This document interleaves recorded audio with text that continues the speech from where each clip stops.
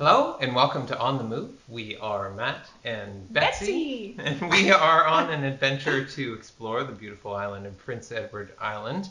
It is fall here, the second week of September, or third, I don't know. Second. Second? It's not fall yet in my books. Nope, 21st. Yeah, the 21st is fall. Is fall, yeah. In my books. And today we're going to explore... Corn. I think I did the same thing for ice cream. Oh, now I'm getting predictable. So this past weekend, we went to the Chuck Wagon, which if you've watched us before, last fall we also went to the Chuck Wagon. You can check back and see our episode where we did a full story on what the Chuck Wagon is like. But the reason we really went there this year was for the corn maze. Yes. Yeah. Yeah. And I guess we're really coming to like corn mazes, huh? Yeah. I didn't grow up with them. No, I did them as a teenager a few times with like our youth group from church. They were an event, but I think there was like a game involved with it too, like I don't know, a hunt and find kind of game. Right. I remember them at night. Yeah, which I was gonna say, which was a little creepy actually. So I'm enjoying them more as like a solve the puzzle during the day kind of thing. And it just, as I get older, I'm starting to finally appreciate traditions, which is to his delight, because I have not been someone who generally hangs on to traditions and wants to do the same thing over and over. But Matthew also, Matthew enjoys doing that, and as our oldest daughter now grows, she definitely has inherited some of that from you. And so to see how much it means to her when we kind of do things repeat. My brother kind of started a tradition with them when they were little. We would go to Great Wolf Lodge, which is like a resort center, in February, and she absolutely loved that. We did that for several years, and then he switched it up. So there's a few traditions that we've begun to build, and corn mazes is now added to my list. Yeah. And the Chuck Wagon was perfect this year, and I'll show a picture why. They did a beautiful overhead shot, and they're celebrating with the Points East Coastal Drive. So the whole thing, as you can see from the picture, spells out sort of a message there. Yeah. And they stuck their original Chuck Wagon. That's how it started, was this wagon that they would sell produce out of. They stuck it right in the middle, but we never found it. And we're not sure we could actually find it. We want to clarify that with the owners to find out if there is a path that does in fact lead to the Chuck Wagon. It's a cool overhead shot, I am very inclined to think there is, because I'm fairly certain at one point I read some advertising that talked about see if you can find our Chuck Wagon. So I think the problem lies with us, not with them. We're just not good enough. We definitely got lost in that at least once, maybe twice. And then our oldest started to like psychologically analyze us.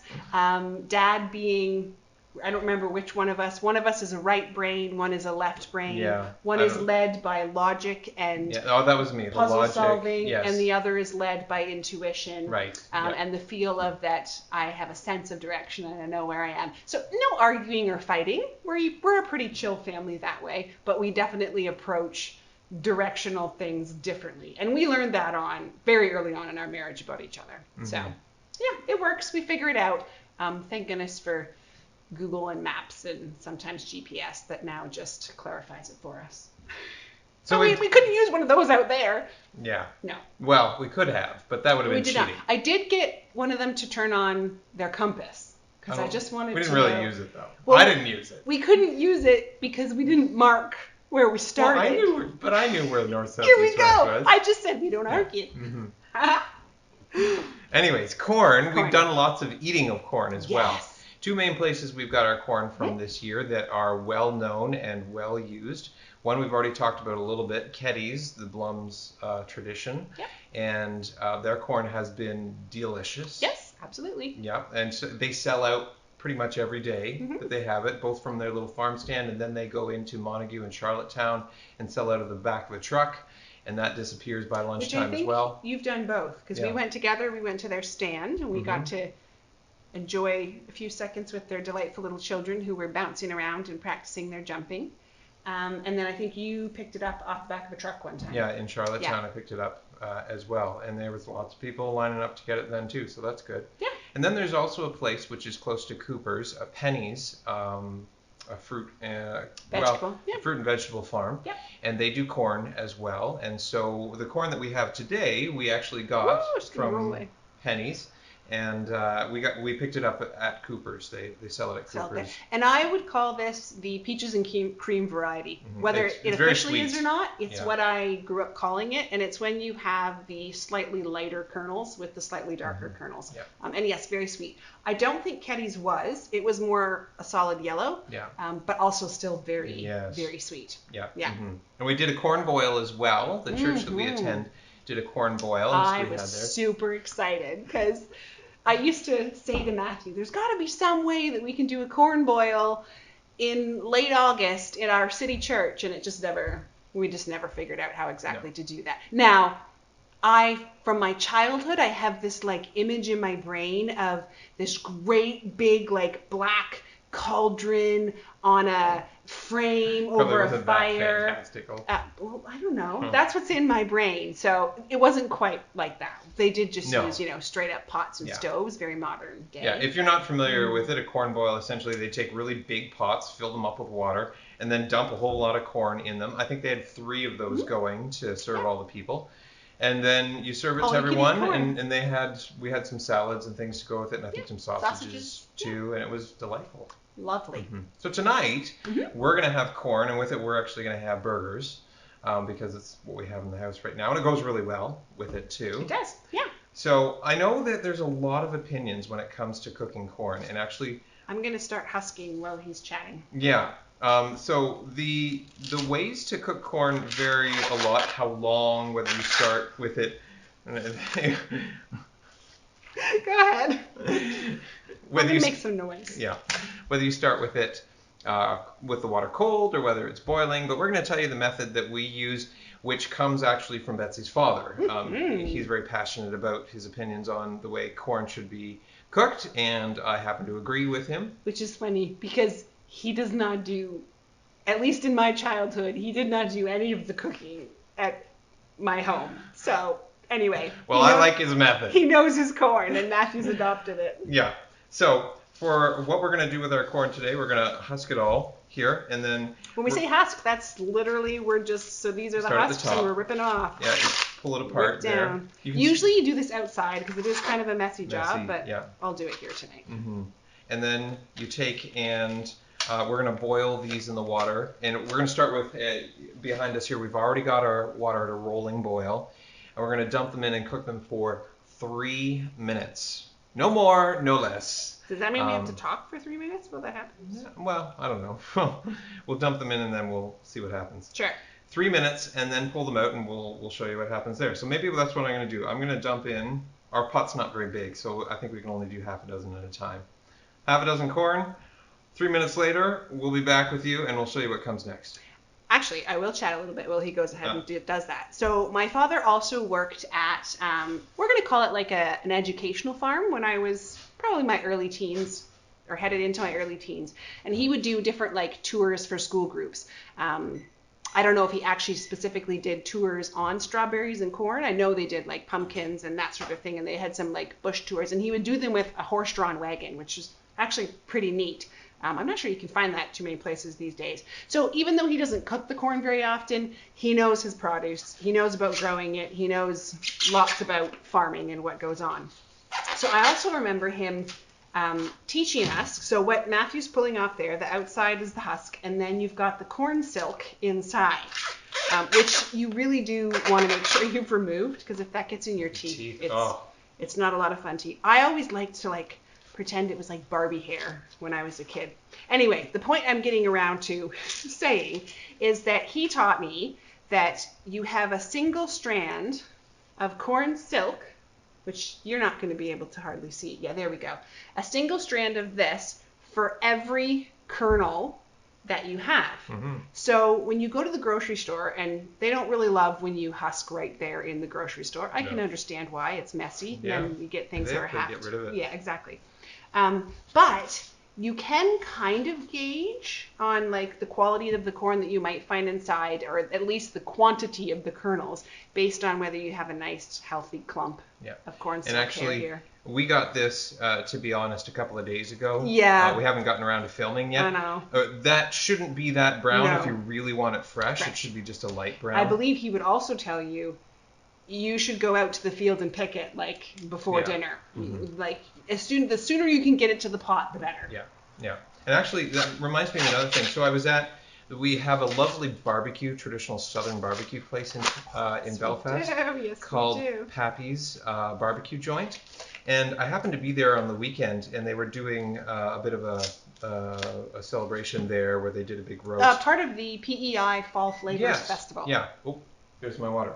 Hold on. Go get to it. I'll come back with it in a second. He'll be back. Yeah, so that is something that has started here. We've talked lots about the festivals that happen. The PEI Fall Flavors is happening now here on the island. So different restaurants participate in it. They often sell tickets ahead of time that you can purchase. And with that, you usually get like a pretty decadent, neat special meal, themed different ways. And of course, obviously at Pappy's, which is a Southern barbecue place, they did Southern barbecue. So Matthew went and helped out. He has something he wants to share about it. All I know is they did a whole side of beef, was it? I believe. Yeah. That they did on their smoker, and our youngest even vouched for him. She was having beef. She loves beef to begin with, but she was eating it, and the first sentence that came out of her mouth is, "Hans knows how to smoke meat." No. It was good. He's the owner. Yeah. So they served corn with it as well. They, of course, did a little bit of a smoke on their corn because they're all about their smoke. So, He's still being beeped at. So, what... Do you want to know what just happened? I know, we took it out early. He just pulled it out a minute early because our stove gives you a single beep warning that you're down to 1 minute of your timer left. And that was the 60 seconds later to say his time was actually up. So let's put some more in, and then we'll do it with that. Ruined. Utterly ruined. So what he did for the third time is we shucked the corn so that it was like this, and then he had this kind of cylinder that was melted butter, and just took the whole thing and dipped it in like that. Oh, baby. So the thing was completely covered in butter. And then I learned this actually from another chef as well, Alton Brown, that in the South they like to put lots of toppings on their corn. So he didn't do a lot of toppings, but he did do a special blend of spices that they then shook all over it and served it. Sounds amazing. And it was delicious. Oh, I did not go to this event, and now I'm having serious FOMO. Wait, it's no longer fear of missing out. I just missed out. Well, it is actually happening again. If anybody happens to be in the province, October 1st, because the Fall Flavors Festival happens all through the months of September and a little bit into October. You could go again. Mm-hmm. Okay, so I do not have a vat into which I dunk my corn. And at the corn boil, our youngest daughter even said to us, she saw the beautiful square of butter on the table, and she's trying to use her table manners that we try to teach her. And so she wasn't sure if she could do corn and butter like we do, where... Like you do. Like I do. Yeah. You don't? No. Oh. Never. Where we take the whole warm corn and roll it right. Yeah, let's get it up so that you can make see. Sure you can see what's going on. So I'm just rolling it through this butter. So after 5 or 6 people or even 3 people go through, you have this divot in the butter, and you can you kind of snuck it. We have some from the other night that's still out. And then you get corn or butter all over your corn. So it is delicious. Personally, what I do. Boring. I am. I'm boring, and I'm a bit of a minimalist because I want my corn to taste pretty much all like corn. I'm one or the other. Either she's slathered in butter, or I just eat it plain. Yeah. So I take a little bit of butter. Oh, I lost it. Now you're gonna have corn silk in it. Yeah. I take a little bit of butter, and it's so hot that it's coming off here. And he thought his way was easier. It's not easier. It's just lighter. Oh, lighter. I add a little bit of butter to it. And then I like a little bit of black pepper. Ooh, on mine, cracked black nice. pepper. Yeah.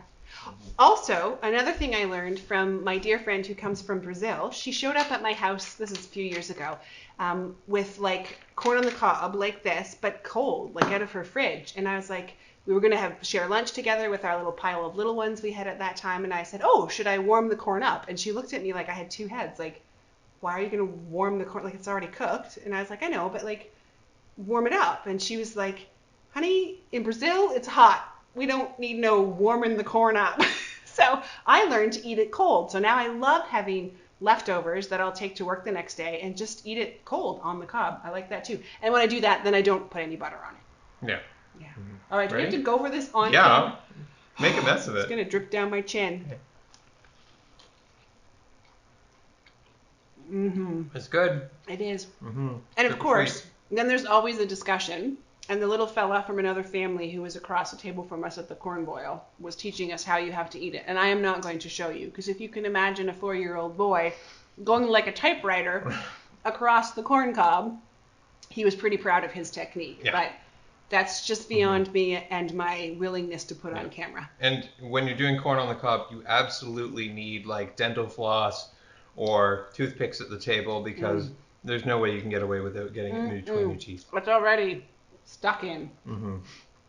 So I hope that you can find some corn, fresh, preferably right out of the You're getting a pit. bit late depending on where you are. This But is true. Yeah, it depends on how far up in the northern hemisphere you are for this. Or maybe you enjoyed corn already and you can tell us some of your stories that went with it. But otherwise, enjoy your late summer, not fall yet, and we'll see you again in a couple of weeks. thanks for watching.